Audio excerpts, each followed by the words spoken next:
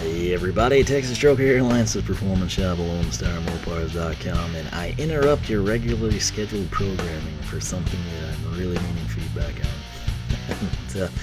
Long story short, number one, my monitor's power supply has been going out. It sometimes will be like 2 or 3 minutes. Sometimes I crawl under the desk, plug it in, crawl back out and see it go to black. And other times, like right now, it's good for like 30 minutes to a couple of hours. It's honestly just a crapshoot. So if we have a blackout, which is very much a possibility, I'll attempt to fix it in editing. Apologies in advance there. But I've essentially kind of hit like a crossroads, and I've been at a standstill for quite some time, and I hate it. I need to move on and get things accomplished, and that's why we're looking at this gantry crane from Harbor Freight. Have I seen these in person? Yes, they're actually not that bad. That said, I kind of feel that they're overpriced at $700. In part because I do not like these braces. It's almost like we shouldn't even have them when they're that flimsy. This is like a fender brace, right? It's not something that I would consider structural. Long story short, if I was building one, or if I was paying even $700 for one, I would kind of want something a little bit beefier, something that made me feel a little bit more confident picking up 1 ton or even quarter ton. And those aren't getting it done. The perks here, it is adjustable up and down. That's what this funky little crank is for. I have found people that have had these. They have liked them. They've said they've worked. Every one of those people has upgraded their gantry crane to a different model or something, heavier and more industrial based, and they like those way better. But for an entry-level price point, it's not terrible, and it got the job done. So job done. What are we referencing here? What do I need this to do? Number one, okay, on the Ram Revival, I've had the motor sitting around for quite some time. 408 Magnum, 450 horsepower, tons of torque. I need to get it in the truck. And my cherry picker is a 1 ton. It is grossly undersized for what we're doing, and by undersized I mean quite literally undersized, not weight capacity, but just lifting height and reach. That's sort of the restrictions that I have. It can handle the weight of the 408 Magnum just fine. It's aluminum head, so we shaved a ton of weight off of it. But it's the height and the reach, and that's where this would come in. We could pick a motor up and we could slide the truck under and we could lower it down, and it would be a beautiful little situation. Right now though, the more pressing thing, I've got motors on cradles and stands that I'm wanting to kind of restructure and shuffle around. When I say cradle, I'm talking about something on wheels that's low to the ground that you would roll across a shop, park under a shelf, or put in the back of a truck to take to a machine shop. Okay. When I say engine stand, I'm talking about if you went to a buddy's house and he was literally building a motor, or he said, hey, go flip that over on the stand and torque the oil pan bolts. That would be stand. Cradle on the ground for storage, stand for active building, right? So I bought a new engine stand.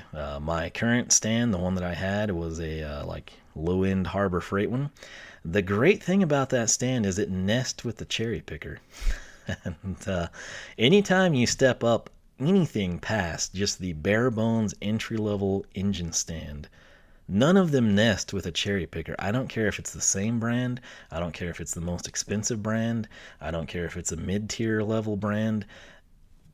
I don't know. I guess engineers, sit at their desk and they don't actually do anything type of a scenario, right? So they don't ever think like, oh, hey, we can't even have this extend all the way and have a, guy that buys both of these match sets put the motor from the cherry picker onto the stand.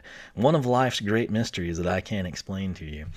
So this would come in and it would easily remedy that problem, okay? The next thing you need to know is I typically am a one-man show. That means I don't have help. I've done a ton of things all by myself where it would have been really nice to have someone there, even in the event that they didn't help and do anything aside from call for help should I be crushed or have something catastrophic happen. That brings us to these 2 pictures I'm going to show you, okay? This one right here, that's my finger. That's me pointing. This is a truss in my shop. My shop is 30 by 40. So I've got a front and a back wall, if you will, and then I have 2 trusses like this in the middle. This is 3 by 3 square tubing. I honestly have no idea the wall thickness. But this section here, I'm thinking is probably the strongest. Okay, we've got, the runner here, we've got two uprights, and then it meets this cross section. Like if we were to go here, there's no cross section, running along with the roof panels. So I've identified this as like my target area that's probably the strongest. Okay, this rope right here, that goes way back to when I did the airlines, which I kind of wish I would have done the plastic stuff, but that's come a long way. So I did copper, and again, a one-man show. 10 feet of copper isn't a huge problem on a wall, but when you get like up overhead on a ladder, yeah, the rope looks stupid, but it got the job done for me. So that's why it's there. I just left it. And, we're going to leave it at that. So this thing, though, right here, pay attention. Because right here in this box, we've got VP jug. We've got 360 rocker gear. We've got engine stand hardware. There's the Harbor freight legs that actually nest, to their credit. But right here, I've got a chain hoist, and I've got this web sling. Okay, I know if you don't ever look at the ratings on these, you think, oh, idiot, that's not going to be good. These are weighted way, I mean, I'm talking like 3 times the weight capacity as the chain hoist. All right, so what I'm wanting to do is take this and take the chain hoist and throw this sling over the square tube in the shop, and then have this end hooked onto the other side, and then I want to pick, if you will, an engine off of the cradle, or a tire in some cases, and move it to a cradle or move it to a stand. Right now, the 408 Magnum, I want to get from a cradle to a stand. I don't know how long it would take me. There's like 6 bolts I would have to run. Maybe I have to finagle it a little bit, but I mean, I'm not thinking anything more than 5 minutes, maybe 10 worst case scenario.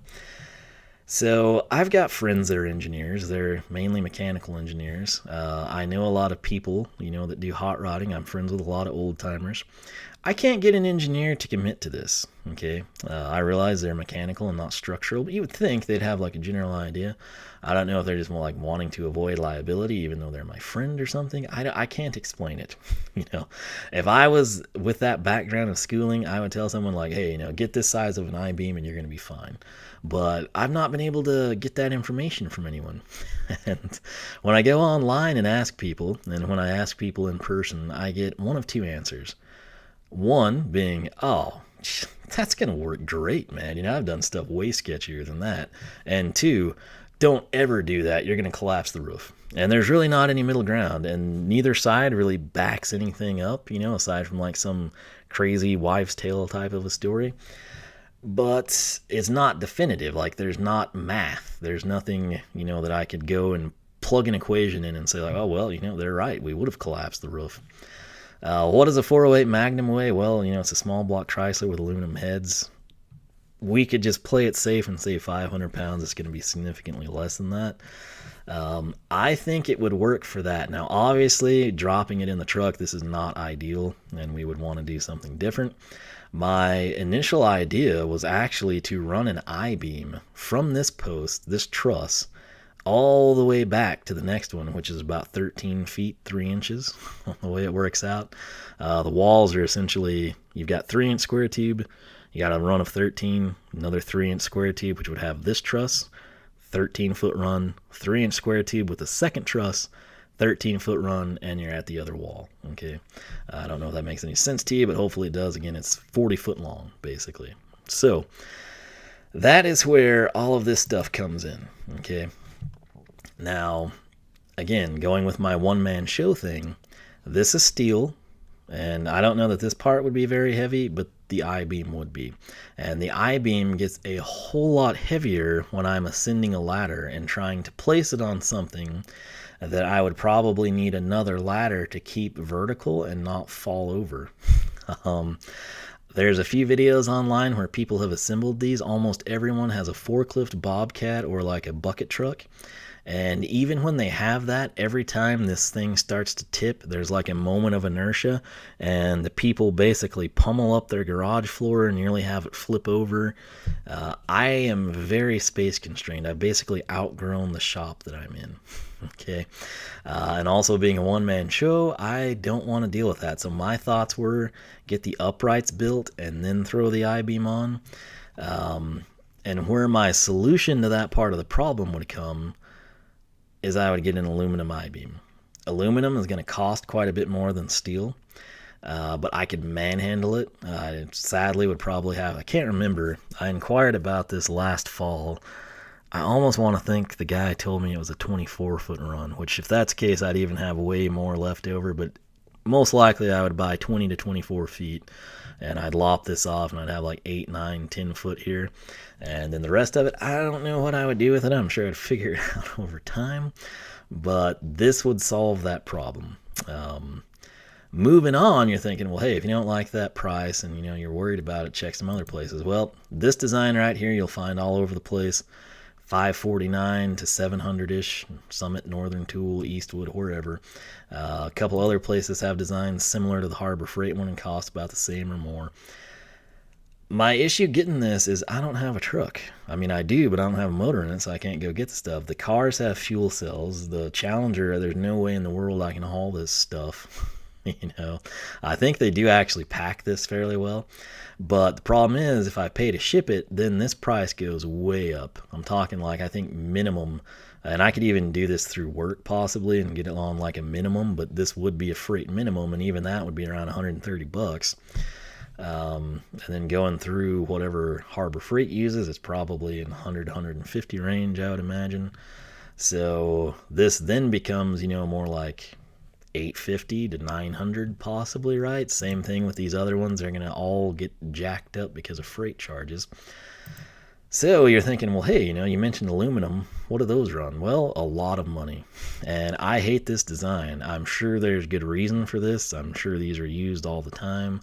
I actually like the Harbor Freight design a little bit better. There's just something about having the A-frame and it not being connected. I just don't trust that.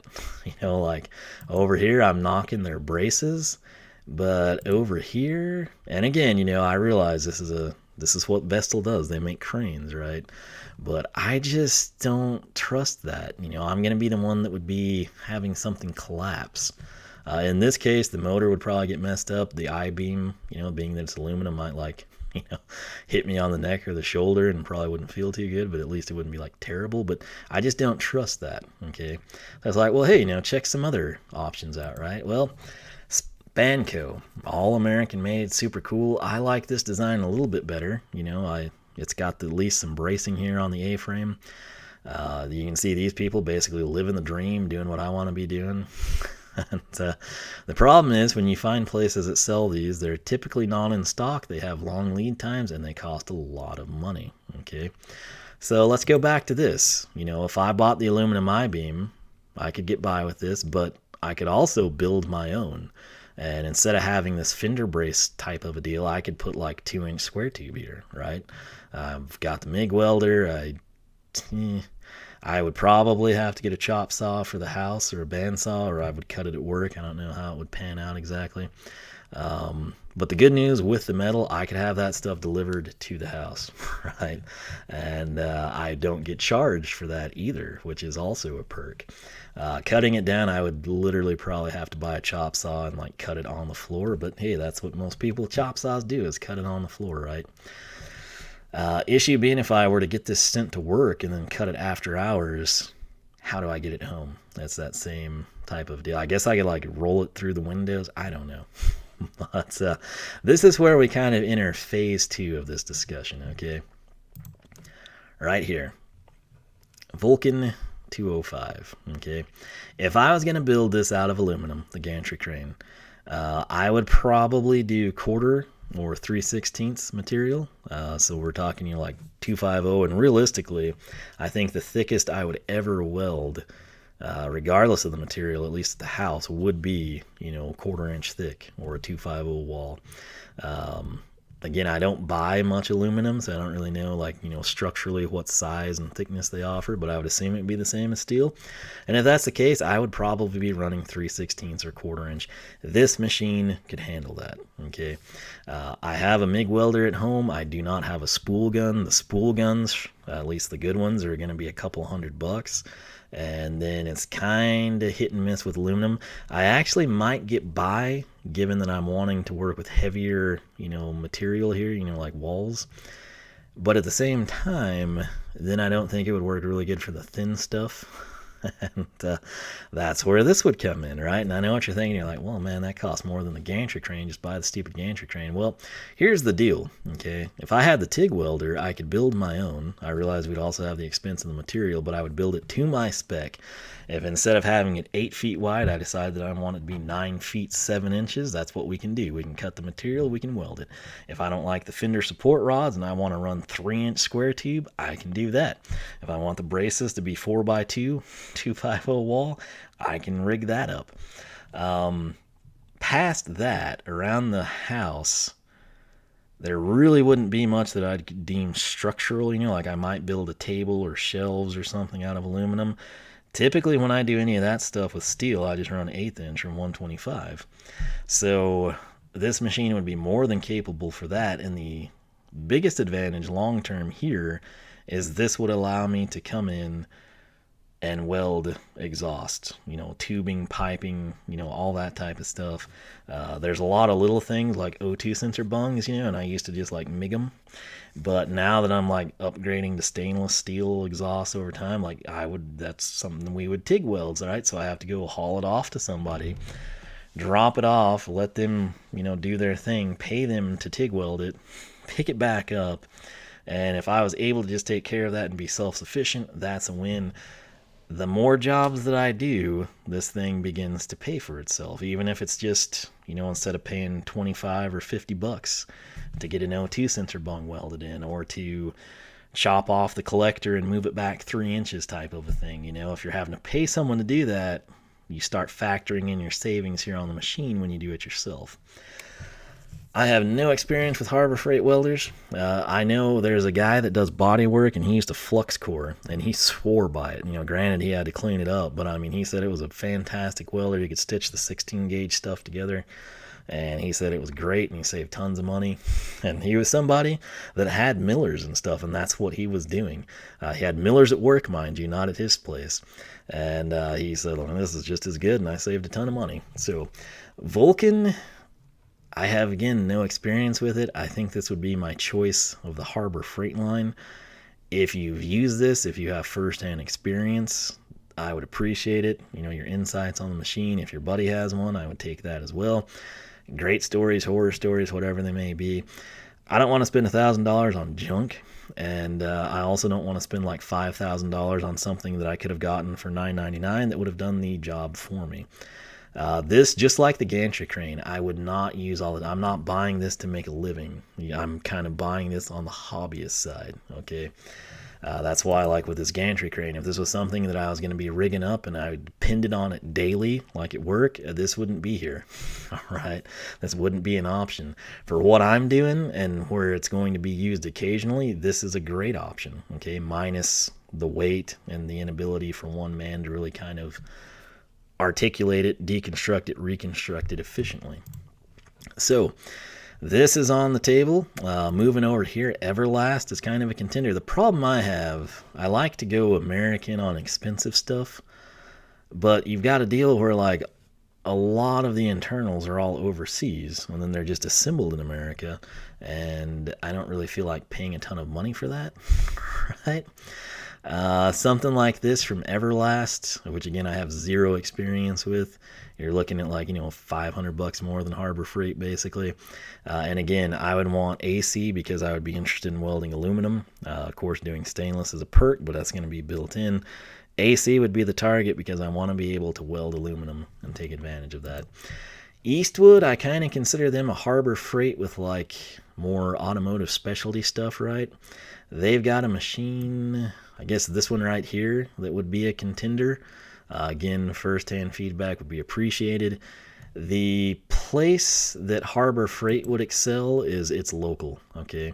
I think from what I understand, people seem to say like Everlast has killer customer service, but with Harbor Freight, like it's actually local to me, as much as people knock it sometimes, like there's stores nearby, I can get to it. I don't know what I would do here. I'd have to ship it off. And the way things have gone with UPS recently, I don't know that I trust that. Eastwood, I believe, is the same thing. You'd have to like either have them send me parts to repair it, or if it's something major, I would have to send it off, see if they approve it, and then if they send me a new machine, they do. Harbor Freight, typically, you know, if it's like something that's just like, well, you know, we could probably get parts, but here, we've got a machine, take it. So I'm not sure. I think you can put like a, what, probably 2-year extension on this thing. I would probably do that unless some of you have information. Where is it? Warranty 90 days. That's not reassuring. I thought it was a year with a 2-year extension. I don't know. I'll have to verify that. But anyway, that's there. Now, my MIG welder, which I love and I've had no issues with, is from Lincoln. And theirs would probably be this one, which is actually what Harbor Freight referenced as well. But again, right there, I've got my AC for aluminum. It can handle my stainless. It's got the foot pedal. Pretty nice setup. Let's see here. We'll take a look at the details. But again, it's about double the price, right? And again, I'm not buying this to make a living. I'm buying this to immediately build a gantry crane. And then I'll do some O2 stuff, you know, here shortly thereafter. But past that, you know, it's like, when is it going to be fired up? You know, every once in a while. So, you know, I have to factor that into my decision process. But Miller, for me, that's like a little too steep. And again, obviously, you know me, I prefer blue. You know, aesthetically, yes, give it to me. Red would not be my choice of colors. But given that that's what I have, I love it. I've had zero issues with that thing. I've used it for, I don't know, over a decade now. So I'm pretty comfortable with it. At work, all of our stuff is really old, but it's awesome. And it's hard to get a comparison there. So this is sort of where I'm at. And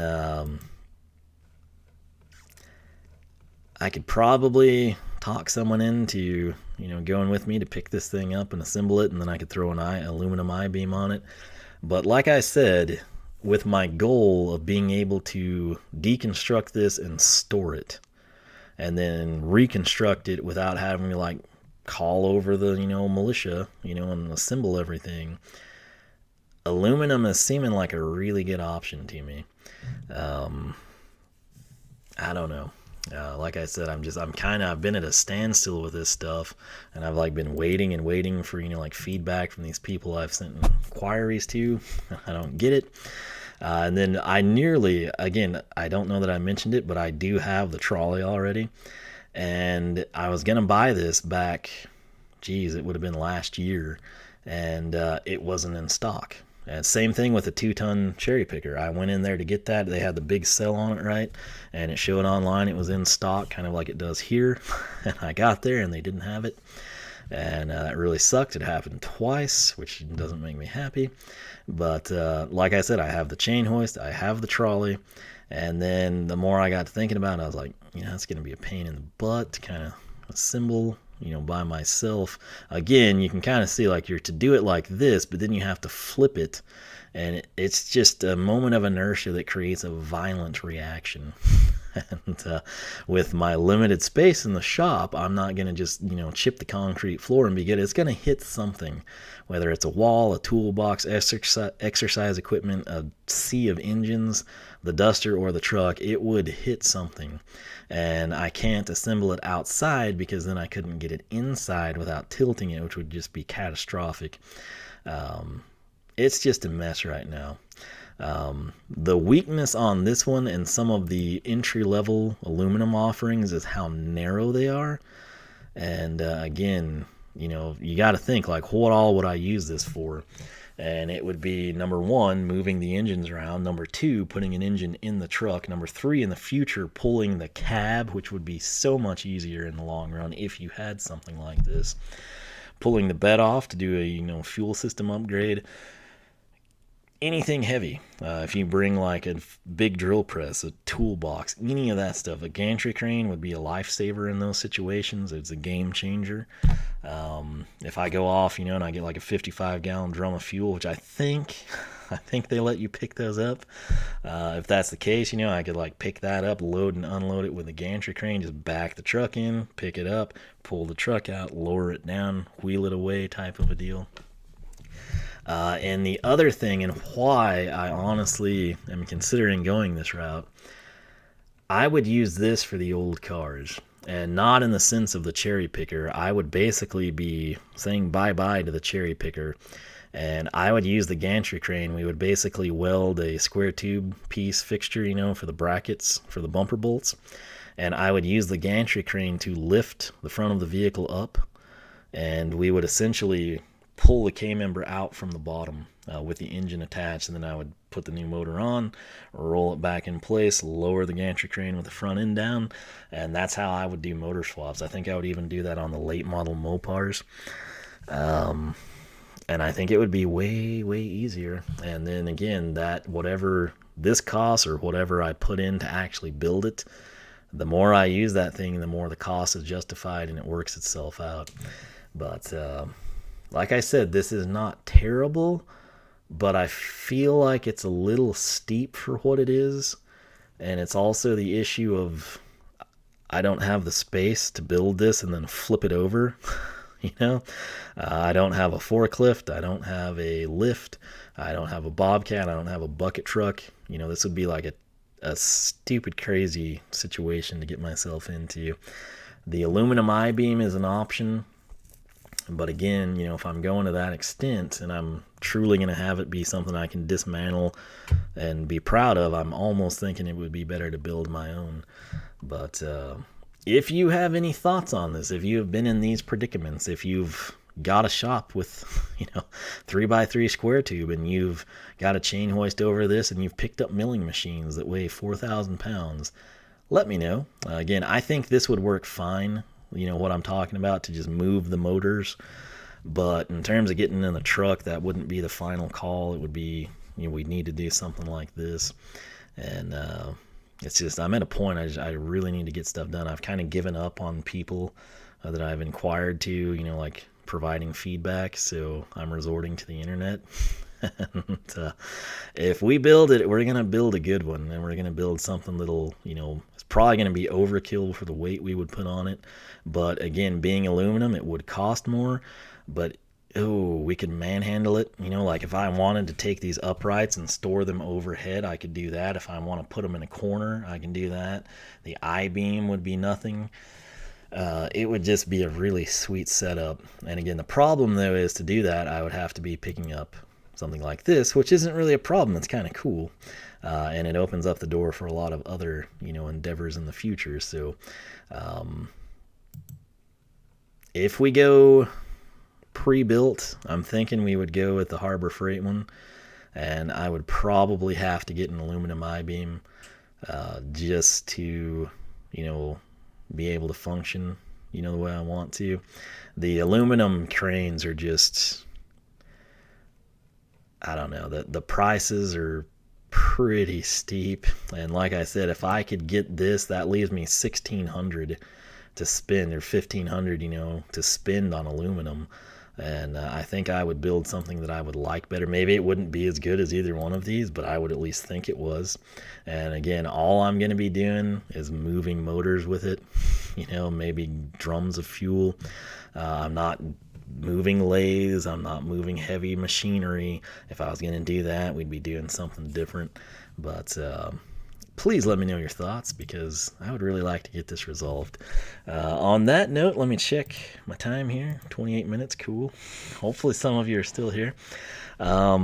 We are getting close to 4,000 subscribers. That's not a big deal, but man of my word, when we hit 5,000, I will buy something from Snap-on. I know exactly what it is. I know exactly what it'll be. We'll bring it in. Have I used anything from Snap-on? Who knows? Maybe I have. Maybe I love it. Maybe I hate it. Maybe I've never touched their stuff. But at the 5,000 subscriber mark, we will actually buy something from Snap-on, do a tool haul, and take it from there. But KC Tool Haul 50 has been recorded, and we got a couple more past that. But currently, I'm kind of, at least here early on in this year, we might be leaning more towards like shop equipment and car parts stuff, because that's what I need to get done. So I'm going to quit rambling. Again, my apologies if this doesn't make any sense, but basically I need this to move engines right now. I would use this to put the engine in the truck. Moving forward, it would load and unload heavy items from my truck, which in the past I've it's been some interesting things I've done, I'm not gonna lie. So it would be a benefit there. And also, like I said, with the old cars, I think I'm gonna make the switch to doing the K-member. I'm not going to use the cherry pickers anymore. If I had the gantry crane, it would be the front ends coming up in the air and the K-members coming out from underneath. So this would not be used all the time by any means. It's one of those things I could go out to the shop for 2 months and never touch this thing. But when I did need it, when it was there, I think like maybe 4 or 5 jobs at this price point anyway, you could like say, well, that's kind of paid for itself, And so, let me know there. Similarly with the TIG welders, I'm kind of leaning this route here. Get a TIG welder, get some aluminum, build my own gantry crane, and then the payoff is I did that job, saved money if you don't consider the fact that we spent money type of a deal. But then the TIG welder will slowly pay for itself over time as well. And like I said, this is the same thing. I'm not going to be out there. This is not my job. This is not going to be a Monday through Friday welder, right? For 8 hours or 10-hour shifts or something. This would be like, hey, it's Saturday. I'm going to go make myself a wrench rack, or let's finish the gantry crane, or, oh, hey, I need to add a, AFR gauge, to the duster. We're going to do that real quick. That's what this would be, So with all that in mind, honest opinions, again, preferentially first-hand feedback. But like I said, it's all sort of up in the air, and I just really want to get this crud figured out so I can progress. I've been really lucky that we've actually had quite a bit of snow, but I've just been driving the Challenger anyway. And it would be really nice to have the truck back. I'm just going to say that. So thoughts and opinions, let me know, especially again just on this, because it's 50-50, between like, oh, that's way stronger than what I use, or you're gonna kill yourself. And I don't really know. Like I said, I don't know the wall thickness of this, so it's hard for me to like do any math. But I think that would work for just moving the engine from a cradle to the stand. So if you agree with me, let me know. I've been wanting to do it, but I just haven't had time. I've actually had the ladder here at the house too, and it's been super cold, but I'm wanting to get all of this stuff figured out. So if you've got any ideas, if you have any experience, please let me know. And with that said, like I said, we've got lots of tool hauls already recorded. Another thing I want to do, I kind of want to slow those down a little bit so we can actually like dive into the comparisons between some things, right? Kind of mix that in. But we shall see. So I'll quit rambling. Again, please let me know your thoughts on this stuff. And, who knows? Hey, if everything goes right, might have a welder, and we might have some aluminum show up at the house and build a gantry crane, or we might buy the Harbor Freight one and have that video, and we get to see what crazy, chunks of concrete it takes out when it flips over. Who knows what's going to happen? So I will leave it at that. Thanks for watching. Hopefully I can get this thing edited and uploaded. But I got a shower and get some sleep. So I will catch you back here for the next thrilling installment of whatever it is we're doing.